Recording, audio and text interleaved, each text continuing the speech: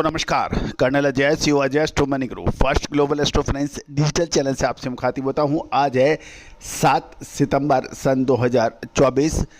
सर्वप्रथम आज गणेश चतुर्थी के शुभ और पावन अवसर पर सभी दर्शक बंधुओं को Ajay astro money group team की तरफ से बहुत बहुत शुभकामनाएं। विघ्नहर्ता मंगलकर्ता भगवान श्री गणेश की शुभ आगमन और उनकी आशीर्वाद हम सभी पर बना रहे, ऐसा परम पिता परमेश्वर से कामना है। दोस्तों, आज की इस एपिसोड में हम चर्चा करेंगे कपास बाजार के बारे में। कॉटन मार्केट, अंतर्राष्ट्रीय बाज़ारों में कपास की क्या स्थिति रही, भारतीय बाज़ारों में कपास की क्या स्थिति है, बिनोला यानी कॉटन सीड की क्या पोजीशन है और कॉटन सीड ऑयल केक यानी कपास या खली की क्या पोजीशन है, इस पर हम चर्चा करेंगे। ये संपूर्ण कॉटन कॉम्प्लेक्स पे हम चर्चा करेंगे। दोस्तों, उम्मीद है ये शो आपको पसंद आएगा। कॉटन के ऊपर देश का पहला चैनल बनाने का जो श्रेय आपने दिया है, मैं पूरी टीम की तरफ से आपको हृदय से शुक्रिया अदा करता हूँ। दोस्तों, लगभग पिछले 5 सालों से कपास की हर तेज़ी मंदी का अग्रिम विश्लेषण अनुमान हमने आपको देने का प्रयास किया है, जो काफ़ी सटीकता से चला भी है। कपास के ऊपर जब भी हमने आपको तेज़ी के अनुमान दिए हैं वो सही साबित हुए हैं और मंदी के अग्रिम संकेत दिए हैं वो सही साबित हुए हैं। आगामी 2 महीने कपास के लिए बहुत महत्वपूर्ण साबित होंगे। यदि आप जिनर हैं, स्टॉकिस्ट हैं, बड़े किसान हैं या फिर स्पिनर हैं या फिर टेक्सटाइल वीवर है, तो हमारी विशेष रिसर्च रिपोर्ट आपके लिए लाभकारी सिद्ध हो सकती है। दोस्तों, जानिए रिपोर्ट विस्तार से। दोस्तों, आईसी ही कॉटन फ्यूचर शुक्रवार को 2 सप्ताह के निचले स्तर पर पहुंच गया है। इसके अंदर इक्विटी, क्रूड ऑयल और ग्रेन्स बाजार में मंदी की भावना से प्रभावित हुआ है और कुछ बड़े इन्वेस्टर्स और सट्टेबाजों ने फसल से पहले मंदी का रुख दोहराने का प्रयास किया है। फ्यूचर कॉन्ट्रैक्ट इंटरनेशनल मार्केट में लगातार दूसरे सप्ताह नुकसान की ओर बढ़ रहा था और लगभग अब तक 2.8% नीचे बंद हुआ है।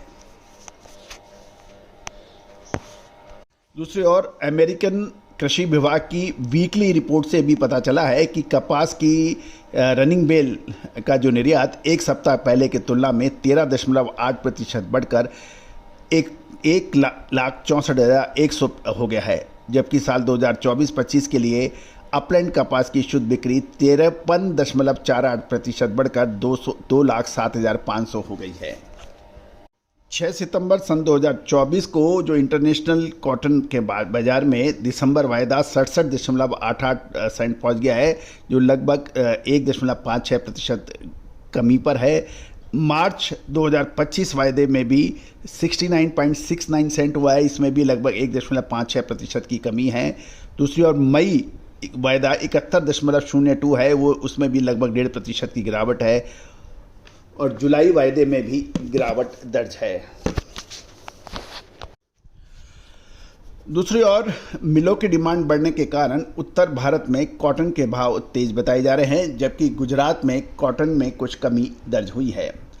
स्पिनिंग मिलों की डिमांड बढ़ने के कारण शुक्रवार को दोपहर के बाद नॉर्दर्न इंडिया के राज्यों में कॉटन के दाम मजबूत बताए गए हैं, जबकि गुजरात में कुछ मामूली गिरावट दर्ज हुई है। गुजरात के अहमदाबाद में 29 शंकर 6 किस्म के कॉटन के भाव गुरुवार को 50 रुपये कमजोर होकर 59,700 से 60,200 रुपये प्रति कैंडे के भाव बताए जा रहे हैं। गौरतलब है कि एक कैंडी 356 किलो की मानी जाती है।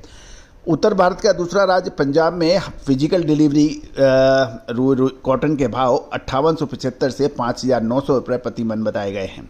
हरियाणा रुई के फिजिकल हाजिर डिलीवरी के भाव 5775 से 5775 से 5800 रुपये प्रति मन बताए गए हैं।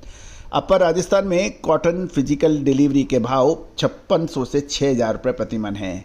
खैरताल लाइन में कॉटन के भाव 58,800 से 59,000 रुपये कैंडी और एक कैंडी 356 किलो की बताई जाती है।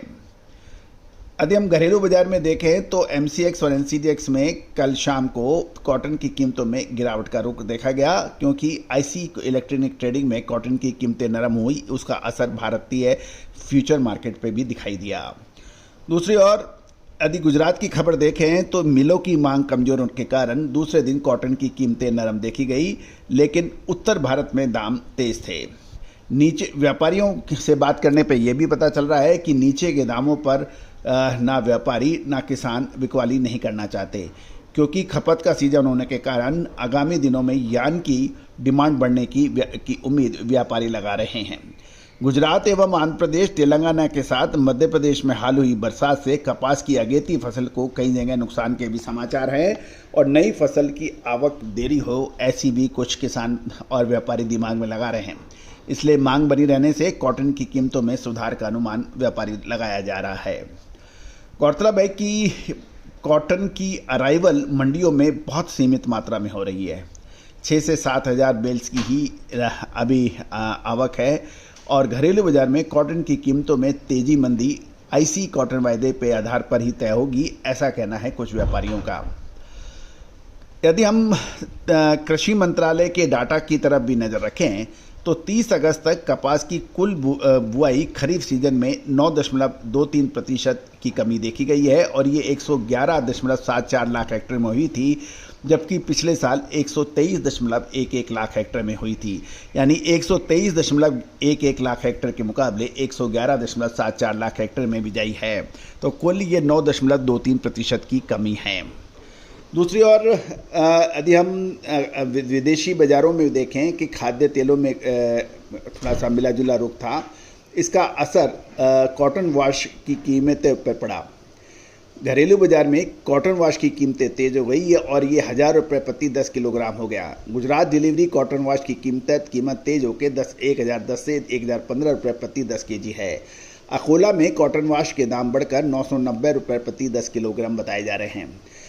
तेल मिलों की डिमांड सीमित रहने के कारण कॉटन सीड यानी बिनोले की कीमत उत्तर भारत में स्थिर बताई जा रही है और हरियाणा में बिनोला के भाव 3300 से 3600 रुपये बताए जा रहे हैं।